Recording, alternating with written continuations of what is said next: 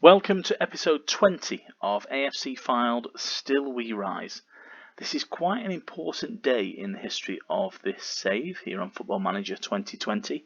A win over FC Halifax and the Coasters will secure qualification for the playoffs. We're actually fairly secure anyway. We are 31 points clear of Harrogate in 8th, but with 11 games still to play, that's 33 points, therefore we have to win our game today in order to officially make it to the end of season dance, should we not get promoted automatically. Halifax are down there in 22nd, so a win today also will help our local rivals, our friends Stockport and Chorley, who are 4 and 5 points clear of the relegation zone respectively. Barnet are still second, they're pushing us all the way. They're only 3 points back now. It's a bit of a worry. You were last with us when we played Eastleigh and we destroyed them 5-0. Jack Muldoon on the score sheet. I always like to see new signings during the season hit the ground running, as I suspected he would. Kyle Jameson with a hat-trick. He rounded it off with that late penalty, dispatched with aplomb. We then went over to Maidenhead, and up until the 88th minute we wouldn't have scored in a brothel.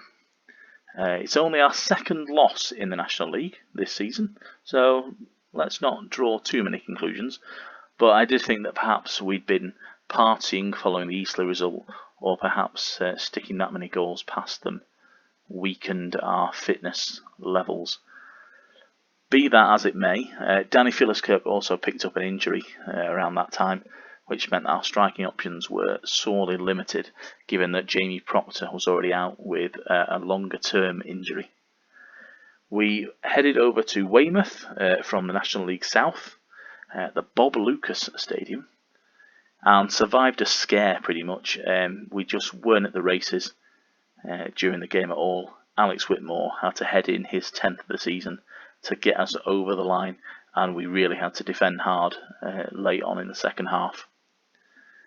Against Solihull Moors away, we actually went behind in this one inside the first 10 minutes, and we had to fight back Tom Walker with 2 goals, both from outside the area, before we'd left them in the weeds in the second half. Jack Muldoon grabbing another 2 goals, one very late on. But as you can see there, Luke Burke, he picked up an injury, which meant that he added to our issues. And what's more, the big news was that Tom Walker got injured.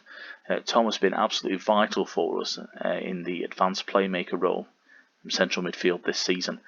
So we had to go into the transfer market. We've got no money for wages, no money to sign anybody, despite that big game at the Etihad Stadium in front of over 55,000 fans, and added around just shy of $1 million into the pot. Unfortunately, the chairman has not seen fit to open up the purse strings, so I've pretty much gone over our budget. I wanted to sign Danny Williams, who's a young midfielder at Swansea, a young Welsh lad, I believe. Or Romario Vieira was available on a free transfer. He used to be at Leeds, as far as I'm aware. Both were a bit too pricey. They wanted around £900 a week in a budget that we didn't really have. So I reluctantly passed on both. And that sort of meant that when we went into the game against Bromley at Mill Farm, it was like the walking wounded going through the changing room. Burke, Proctor, Walker, all big players for us this season, all out with an injury. They were on the sidelines, but we ground out a win. We were 3-0 up, as you can see, when Jordan Williams scored just after the hour mark. That took us to 3 goals to the good, but Bromley retaliated. 2 goals in 3 minutes meant that, again, we were hanging on at the end when we really should have been out of sight. Aldershot was a crazy 3-3 draw. Dan Bradley picked up an injury in this one, which meant basically my midfield is made of bloody glass. I didn't have a midfield partnership after this. It was Bradley, Montrose and Crowsdale. The only other options we had. Nick Horton has just he's been in and out of the team because he's been playing a few too many games. I had to go back in for one of our midfielders that we had to look at, waiting for Williams from Swansea to bring him in on loan. I also signed up both Horton and Danny Philliskirk to new contracts. They were playing hardball earlier in the season, wanting a bit more money than they perhaps deserved, and perhaps we could offer. But both have lowered their expectations. Managed to not pay out as much as they wanted. They both wanted around 1.5k a week, which just wasn't going to happen. But we've managed to get them to around about £1,000 a week. For the Ebbsfleet game that we've just played, it was the FA Trophy 4th round, which essentially is the quarter-final stage. Matty Kozolo was suspended, so we were really down to the bare bones. Thankfully, Luke Burt was back for this one. And we sneaked through due to an own goal. A comical effort from Jamie Grimes. Nick Horton hit a strike that hit the crossbar. It bounced down onto the line. Grimes, with the clearance, hit the back of his own goalkeeper. His second bite of the cherry then hit the post and went in. So, the good news is that we have met our expectations for the FA Trophy. So we were expected to reach the semi-final. We have done. Same as the FA Cup, we were expected to reach the first round. We made it through to the 3rd round stage. The draw was made yesterday, and we drew out Harrogate. Harrogate are 8th in the National League, of course. The other tie pits Boreham Wood, who are close to the bottom, Yeovil mid-table, against Barnet, who are 2nd. So it looks like it'll be between us and Barnet in the final, should we make it through. The updated schedule for YouTube recordings. Today we've got FC Halifax. I would like to play that one against Barnet, but I think we'll skip that. If we win today, we'll skip it. If they can go above us, we play it. And then I think the second leg of the Harrogate would be our next episode, followed by Chorley. And then the way it's going, we're only going to win the title in the last 3 games. So whichever one we've got a shot at winning will be the one that gets recorded. So, sorry, I just have to change a couple of roles because Jack Muldoon has been up front. The role has changed for our striker, and I always forget to change it back. Yeah, Proctor lacking match fitness. He has had some minutes in the under-23s, but not a great deal. I don't think he's going to last the full game. Neither do I think Luke Burke will last the full game either. So both of those we'd probably need to change around the 60-minute mark. Let's see how far they get into the game. Ooh, a nice bit of green there from Kenny's suggestion. Into the tunnel. Let Kenny do that. Let's let him have his moment in the sun. For the first time, I think, in a press conference, I think it's the first time, I let Kenny take over. I seem to spend all my time these days answering press conference questions, and most of them are about our opposition, which is a bit annoying. So I thought I'd let him do it. And it was also the same day as the FA Trophy draw for the semi-final. So as you can imagine, my attention was a little bit elsewhere. So we let Kenny talk to the press. Obviously, he won't be so happy at the minute. An Everton fan, as I believe Kenny McKenna is. He did threaten, or I think Jim Bentley threatened on his behalf, that if Fylde had drawn Everton in the FA Cup this season, Kenny would have turned up to the game in a mankini. So enjoy that thought, as the rest of us did when he said it. Proctor out wide, not his natural position, but Taylor across the goal. And there we have it. Jordan Williams. It's winger to winger. Often you see this in Football Manager. You get fullback to fullback or winger to winger going right across the goal. Proctor, of course, so he peels off to the near post, setting up the room for Jordan Williams to just move into behind him. So actually really good movement considering Proctor was out on the left wing at the start of that move. Should get a bit more credit than the 6.7 he's been left with there. FC Halifax, of course, down second from bottom. Second from bottom? No, Sporeham Wood, third from bottom.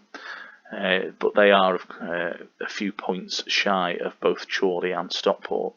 So let's hope we can do our friends at County and... don't think I know Chorley's nickname. I want to say Magpies, but that doesn't sound right. They do wear black and white, so maybe that's where it is. Ah, but Torquay are behind to Barnet. That isn't what you want. We really do need Barnet to start losing a few games to give us a bit of breathing room. And we also need not to concede. That's it. Crowsdale winning the ball back. And forward we go with Costello. Oh, he's left him down. That should have been a goal. No excuses as to why he's not gone and put that beyond the goalkeeper's reach. But we've given away a foul there. Nolan for Halifax has picked up a bit of a knock. But the advice is that they're looking for underlaps at the minute. I wonder if that works out for him. Horton with the free kick. Oh, it's so close. But Proctor offside. It's another booking. We tend to pick up a lot of bookings. Sorry, before when I said Burke won't survive, I meant Taylor. Because our two fullbacks are basically on the pitch permanently. It's very difficult to remember which one I'm talking about. What's he like at the minute? 70%? That's not too bad. 76 for Proctor, but it's that 80% sharpness. We'll give them until the hour and then both are coming off. Let's hope that we are still in front by that stage.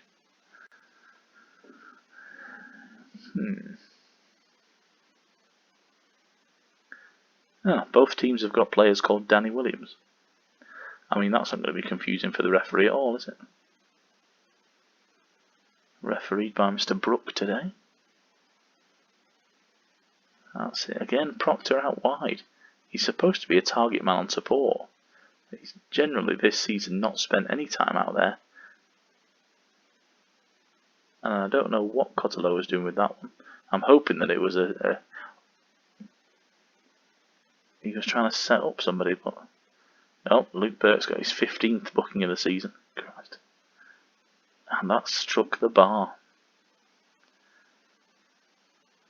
I mean, Luke Burke at this stage, he's going to go owe us money for the amount of fines that he's getting. One of the things this year that fans of Football Manager will notice is the basically it's like a collective bargaining agreement where the fines are set up at the start of the season for various indiscretions. I think Burke's going to owe us 2 weeks' wages now. And there's Alex Whitmore, his 11th goal of the season. It's another corner, another headed goal. Great play. And this is now, effectively, we're on the hour, so we're going to make those changes as Torquay are now 1-1 with Barnet. What a couple of minutes that could be in the story of our season. We're going to bring on young Jack Muldoon. He's mid to late 20s, isn't he? And we're going to bring on Neil Byrne, who's really the only option for Taylor. Based on, I'm going to put Jameson out there, because he is obviously a left winger in real life. Muldoon, what roles can you play? None really. I'm going to try out for the first time a pressing forward. I don't think I've done this before. Let's see what that does. I mean, Halifax are probably going to score 2 goals now.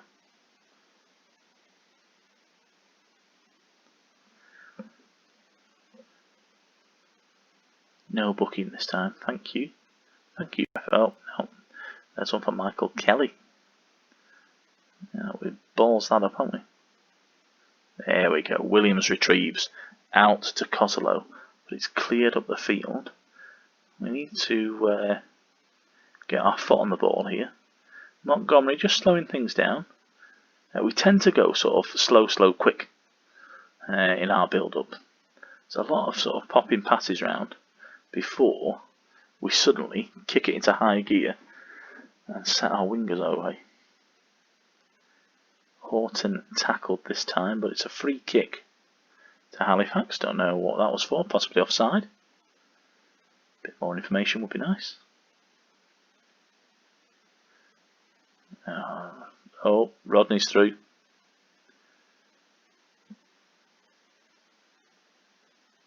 Rodney not able to profit there.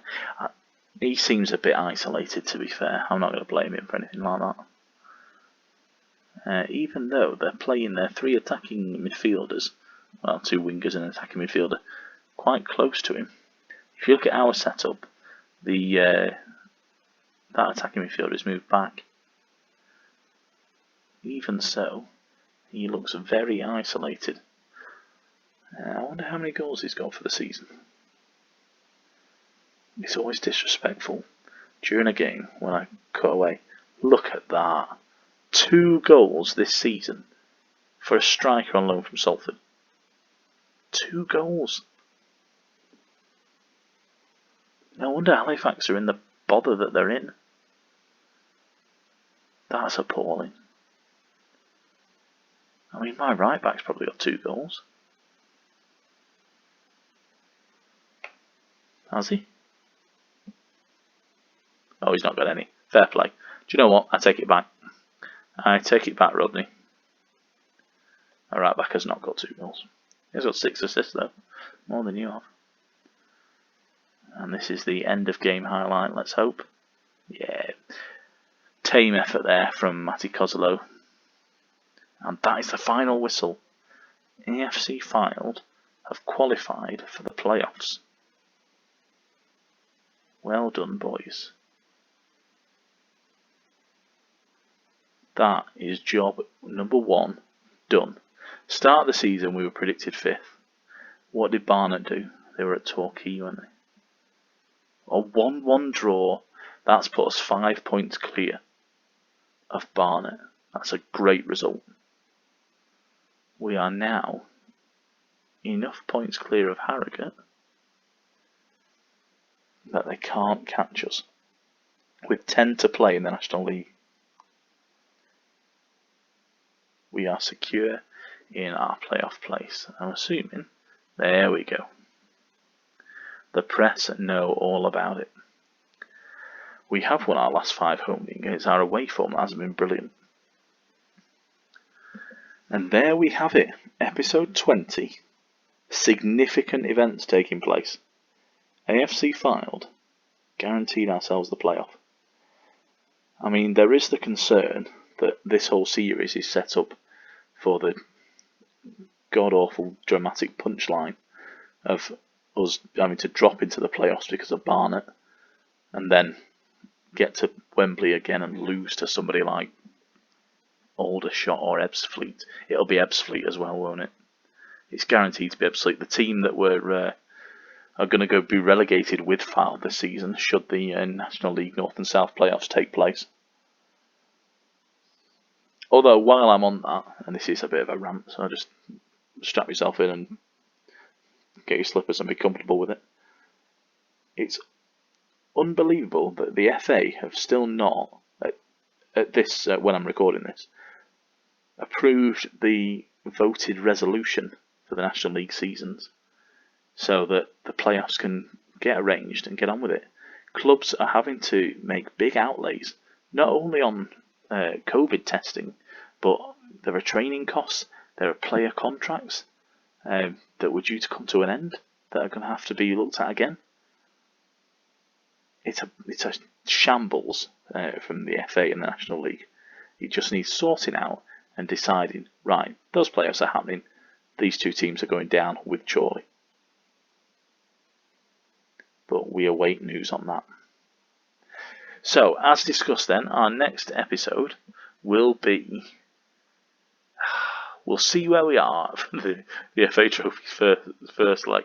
If we're in a decent position, if we've not been gubbed 4-0 at home or something, then by all rights it should be Harrogate away.